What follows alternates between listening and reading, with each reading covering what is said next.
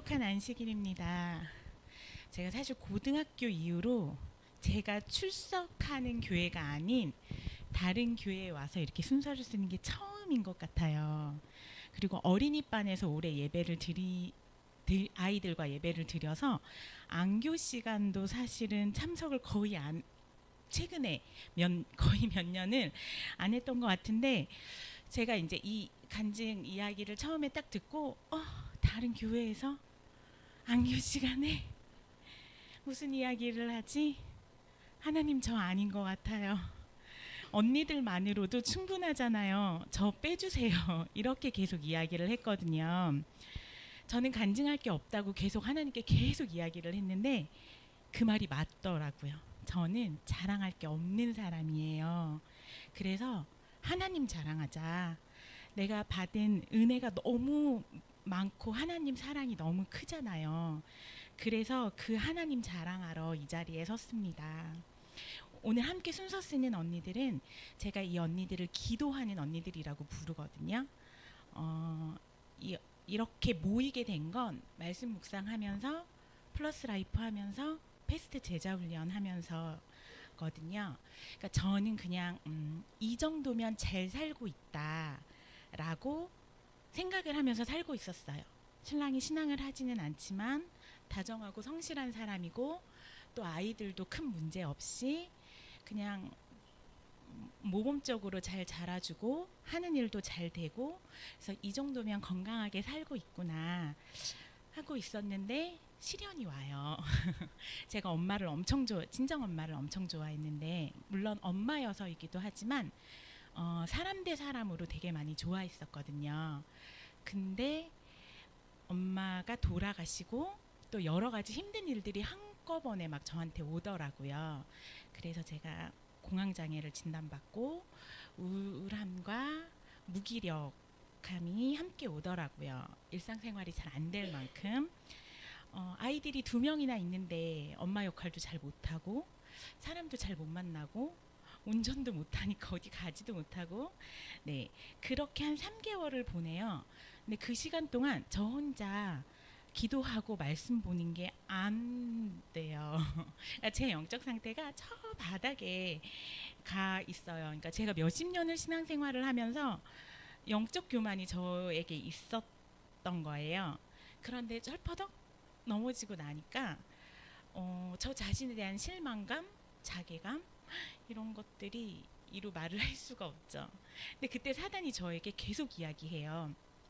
이렇게 쉽게 무너지고 넘어지는데 넌 실패자야. 넌 어차피 구원 못 받을걸? 이렇게 계속 제 마음속에. 근데 그때 한편으로는 이거는 사단과의 싸움이야. 그래서 하나님이 사람들을 계속 보내주고 계신다라는 생각이 들고, 또 한편으로는 그냥 뭐 하나님 없어도 세상에서 그럭저럭 우리 가족들이 살 것 같은 생각도 들어요. 그때 제가 이제 조양희 사모님과 만나게 되고 플러스 라이프를 하게 돼요. 그때 조양희 사모님이 사랑을 엄청 뿜어요. 근데 이 모든 과정이 은혜예요. 그 당시에 제가 사람들을 거의 안 만날 때인데 잘 모르는 사람과 차를 마시고 플러스 라이프를 하고, 이건 진짜 하나님의 인도하심이거든요. 그리고 하나님이 가장 좋은 파트너를 매칭해 주세요. 제가 여기 김영아 집사님과 친자매라고 이야기를 하거든요. 그런데 만약에 영아 언니랑 제가 플러스 라이프를 했다면 언니가 편해서 언니 오늘은 나 힘들어 쉴래 했을 것 같아요. 그때는 또 무기력함까지 있을 때니까요. 그런데 그때는 아직 조양희 사모님이랑 친해지기 전이니까 약간 어색한 사모님과 저를 잘 모르는 사람이 나를 위해 시간을 내고 또 준비하는 노력을 아니까 제가 빼먹지도 못하고 매주 하는 거예요. 숙제도 하게 되고 거기에 또 은혜가 있더라고요. 플러스 라이프를 제가 하면서 당연하게 생각했던 것들에 감사하게 되고 또 저를 돌아보게 돼요. 사랑이 되게 많은 엄마라고 자부하고 살았는데 난 사랑이 없구나, 이기적인 엄마이구나. 그리고 제가 얼마나 부족한지를 매일매일 알게 돼요. 저의 죄를 계속 보여주셔서 제가 회개하게 하세요. 그런데 좌절하고 죄책감 같지 않아요. 사단이 주는 생각이라는 걸 안 거죠. 그래서 실수하고 넘어져도 괜찮아. 당연해. 난 죄인이니까 하고 인정합니다. 그래서 예수님이 필요해요. 예수님의 사랑을 받지 않으면 제가 줄 수 없어요. 제 것이 없으니까요. 그런데 하나님이 얼마든지 주신대요. 원하는 만큼 다 가져가래요. 제한이 없으시대요. 하나도 아깝지 않으시다고 막 퍼주시는 거예요. 가장 최근에 있었던 일을 제가 이제 말씀드리고 싶은데요. 아들이 둘 있는데 막내가 초등학교 6학년이에요. 그런데 한국삼육중학교를 보내고 싶은 마음이 저에게는 있는데 아이는 안 간다는 거죠. 근데 큰아이는 한삼중 2학년이거든요.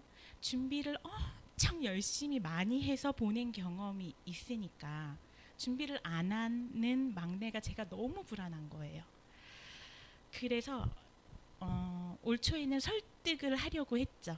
근데 아이가 저한테 그러더라고요. 엄마, 교회를 가는 것도 게임을 하는 것도 중학교를 가는 것도 제 자유인데 엄마가 제 자유의지를 침해하고 있다고 생각하지 않으세요?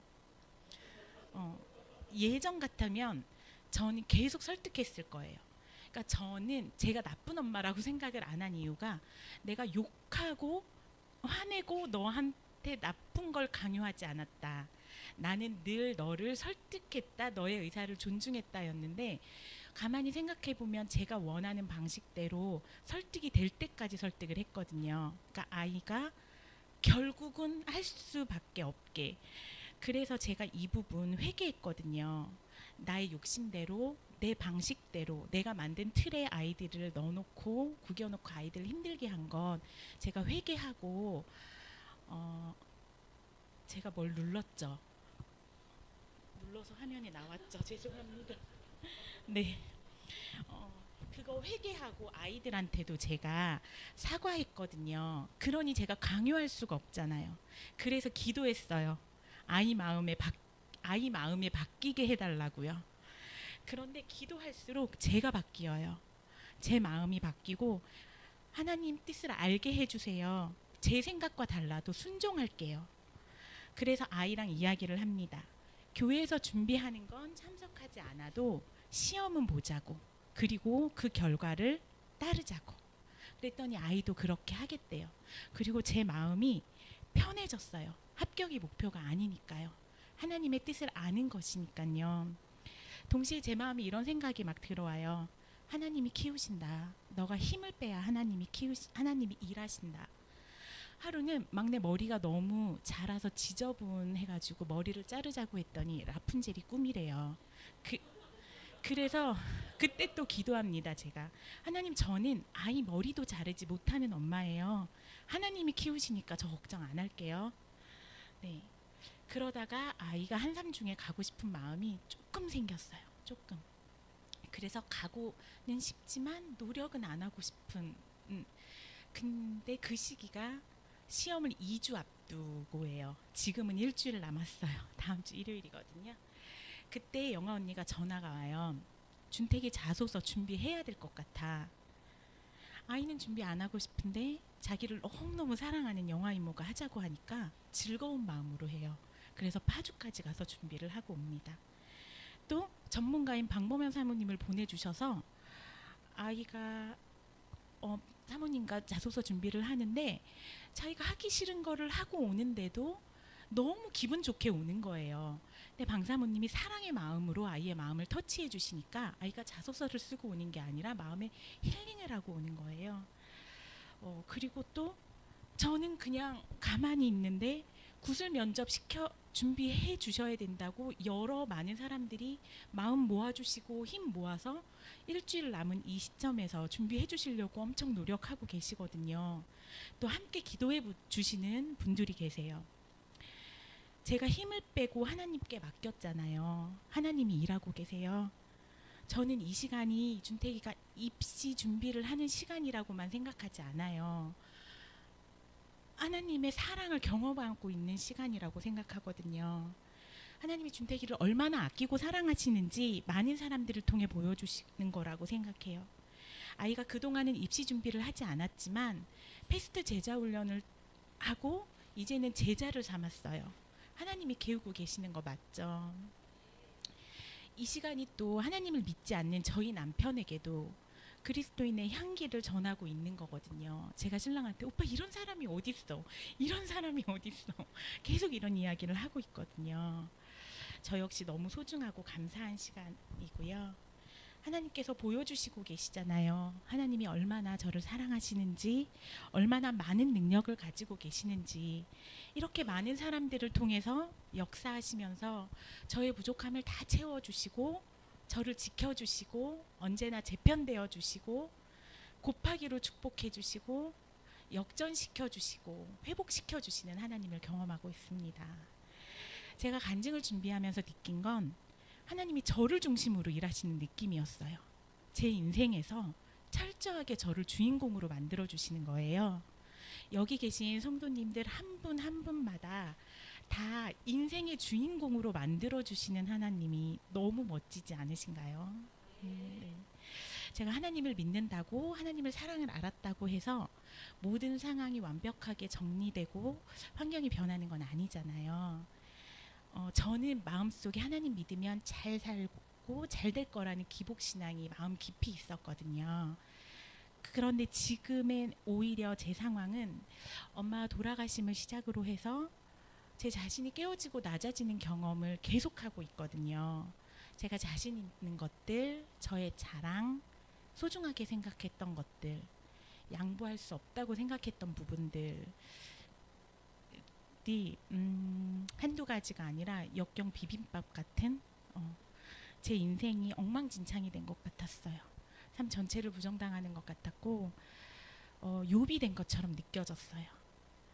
그래서 하나님을 많이 원망하고 따졌는데 이 시간이 제게 꼭 필요한 시간임을 알게 되었어요. 제가 겪지 않았으면 몰랐을 감정들 계속 교만했을 거고 당연하다 여겼을 거고 겸손과 인내를 배우는 시간이라고 조영희 사모님과 맨날 이야기를 하거든요. 사단이 저를 흔드는 것일 수도 있고 제가 연단되어져야 할 수도 있는 이 시간들을 대하는 저의 마음가짐과 태도가 달라졌어요. 저 회피형이었잖아요. 무기력했고. 그런데 그런 제 마음에 하나님이 계시니까 마음에 평안이 와요. 하나님은 반드시 승리하신다는 확신이 있으니까 기다릴 수 있어요. 근데 하나님 놓치면 또 불안해요. 그래도 좌절하지 않아요. 하나님의 필요성을 다시 한번 느끼는 시간인 거예요. 또 저 혼자 지칠까봐 하나님이 저를 너무 잘 아시는 하나님이 저에게 너무 잘 맞는 위로자와 동역자들을 보내주셨어요. 여기 함께 순서 쓰러 온 그 영아 언니는 고3 딸을 뒀는데 저희 아들 입시 준비를 해주고 있어요. 그리고 유선 언니도 평소엔 연락 너무 바빠서 잘 못하지만 저한테 무슨 일이 있으면 출동해요. 몸이 오든지 전화가 오든지 정시간이 없으면 밤 12시 1시에도 전화하고 기도하고 끊거든요. 그 기도가 얼마나 위로가 되는지 몰라요. 조양희 사모님은 제가 우리 엄마한테 미주알 고주알 하던 수다를 제가 조양희 사모님과 하고 있어요. 근데 이분들의 공통점이 있어요. 하나님 사랑으로 깊이 공감해요. 문제를 하나님께 가져가자고 해요. 그리고 걱정 말고 기도하자고 해요. 기도하는 언니들 만나요. 네, 기도로 말씀으로 제자훈련으로 친밀해진 사람들은 나의 문제가 흠이 아니라 우리의 기도 제목이 되는 거예요. 그래서 여기 계신 성도님들과도 한 팀이 되어서 우리가 하늘나라 갈 때까지 서로 위로하고 함께 동역하기를 바라면서 간증을 마치도록 하겠습니다.